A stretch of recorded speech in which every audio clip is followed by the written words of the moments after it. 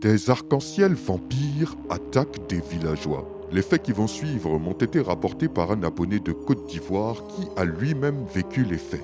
Voici son témoignage. Il y a environ 10 ans de cela, ma mère et ma grand-mère m'ont envoyé pour faire des travaux dans un campement non loin de Divo, en Côte d'Ivoire. Un jour, alors que nous étions en train de travailler au champ, il s'est mis à pleuvoir de façon intense. Mes oncles et moi, nous sommes allés nous mettre à l'abri, en attendant que la pluie cesse. Non loin de là où nous étions, il y avait des collines. C'est alors que j'ai commencé à voir de la fumée s'échapper d'une des collines. Mais ce qui était étrange, c'est qu'il y avait aussi un arc-en-ciel à l'intérieur de cette fumée. J'ai alerté mon oncle en lui montrant ce phénomène. Ce dernier a alors tout de suite réagi en disant que cet arc-en-ciel n'était pas un arc-en-ciel normal. Il dit à ma tante de mettre son enfant au dos rapidement et que nous devions partir de l'apatam sous lequel nous nous étions abrités. À peine étions-nous partis qu'en l'espace de quelques secondes, l'arc-en-ciel est arrivé sur l'apatam où nous étions. Quelques minutes passèrent et il disparut d'un coup. C'est alors que nous avons remarqué de l'autre côté du champ,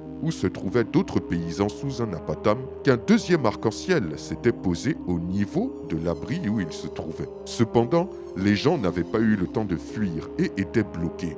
Ils étaient comme paralysés et ne pouvaient ni bouger ni parler. C'est alors que mon grand-père s'est dirigé en courant vers eux et a commencé à faire brûler du tabac à côté de l'apatam, ce qui a eu pour effet de faire disparaître l'arc-en-ciel. Nous étions tous stupéfaits. Mon grand-père, qui était un initié, nous expliqua que ces deux arcs-en-ciel, en réalité, étaient des esprits maléfiques mâles et femelles, qui étaient venus pour collecter du sang, et que s'ils n'avaient pas fait brûler du tabac pour les faire fuir, ceux qui étaient restés bloqués sous l'apatam seraient certainement morts ou tombés gravement malades. Voici mon histoire sur deux arcs-en-ciel vampires croisés près de Divo. Waouh!